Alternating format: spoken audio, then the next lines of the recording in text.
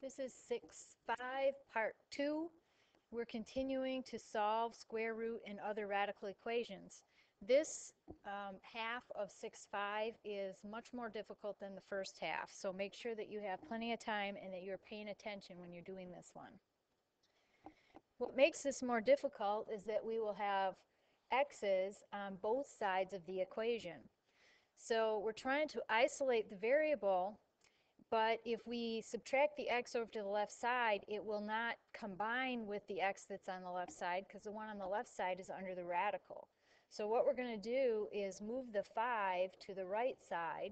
So that leaves us with square root of x plus 7 equals x plus 5. We have to eliminate the radical before we can combine the variables. So we will square both sides, which eliminates the radical on the left side, but it makes it more complicated on the right side because now we have to FOIL this. So for FOILing, we have x plus 5 times x plus 5, and you can take your time FOILing that, but I'm going to do it a little bit quicker here.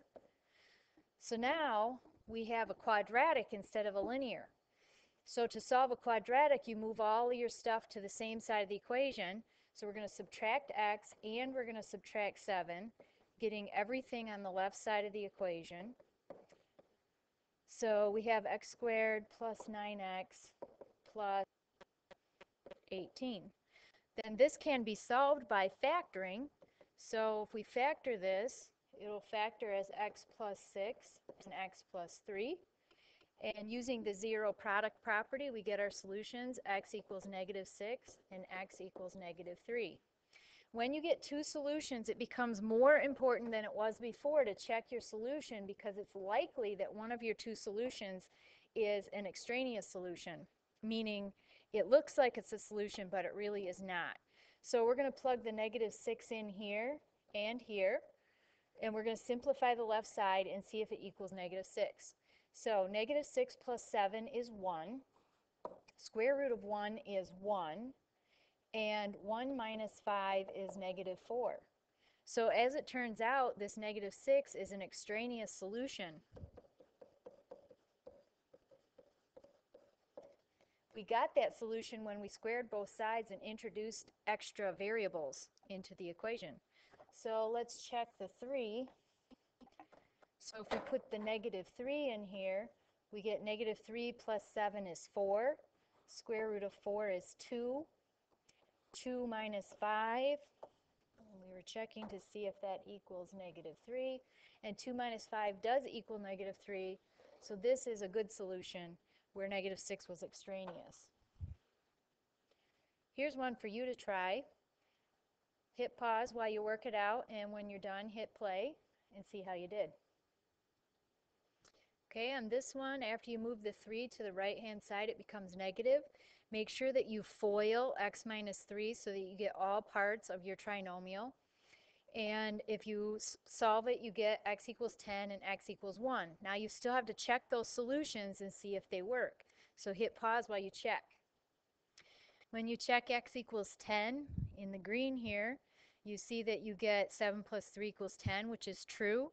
So 10 is a good solution. But when you check 1, you get 2 plus 3 equals 1, which is not true. So x plus 1 is extraneous. To solve by graphing, we have an equation here. And you could solve this one by adding 5 on each side and then squaring and doing like we did on the previous example. Or what you could do is take this left side of the equation and put it in to y1. And then take the right side of the equation and put it in for y2. Once you have it into your calculator, then you can graph it and it will look like this. So then the solution to those two equations will be the one point that both equations have in common. So it's this intersection point right here. That's the solution to the equation. So to find that solution, you will go second calc, and you'll get this screen. You'll choose number 5, intersect. So we've done a zero, a minimum, and a maximum before. Now we're doing the intersection of two lines. So second calc, intersect. When you do that, it will first ask you, is this your first curve? Because if you remember, you can put about 10 equations into y equals. So if you had several equations, you would have to narrow it down to two equations that are going to intersect. So you've got your little flashing light here.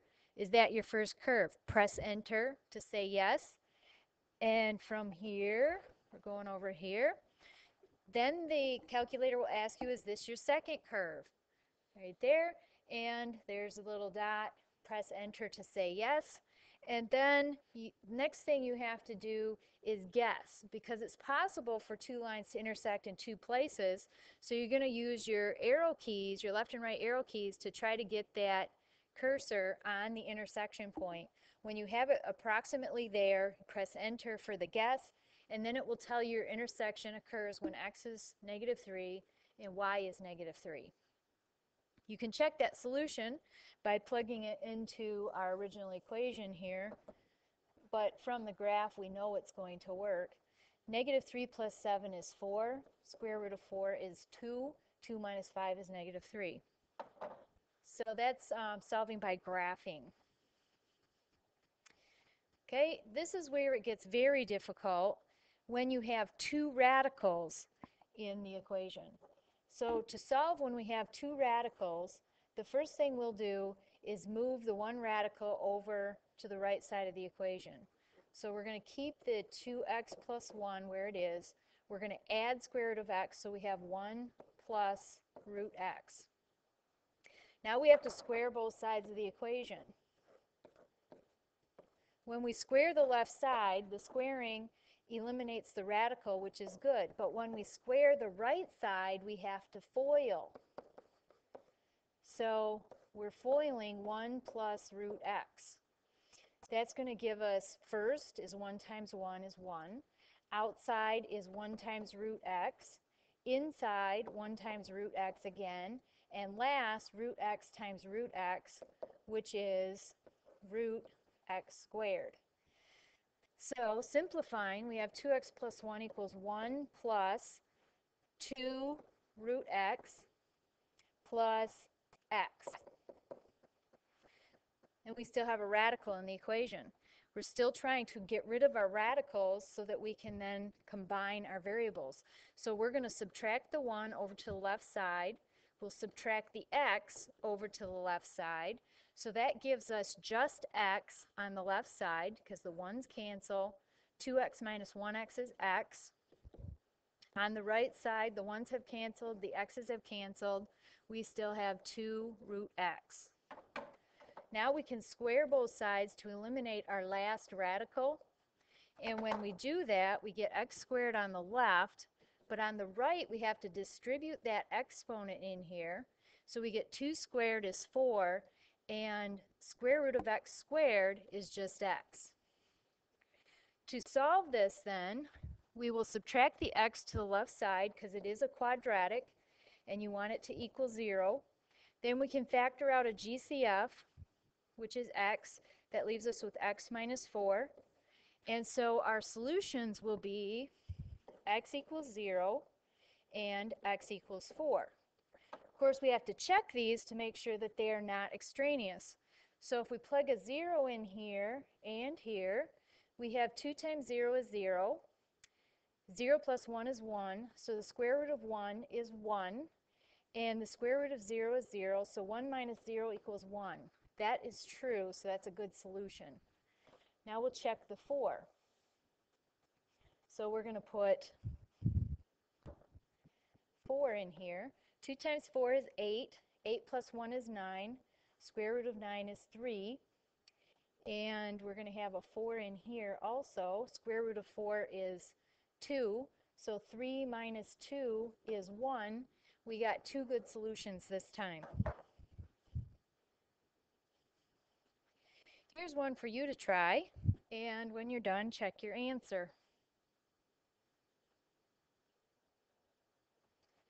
Okay, we get x equals 9 and x equals 1 for solutions, and make sure you check the solutions to see if they're extraneous. And as you can see, 9 is a good solution, but 1 is extraneous. And that's the end of this lesson.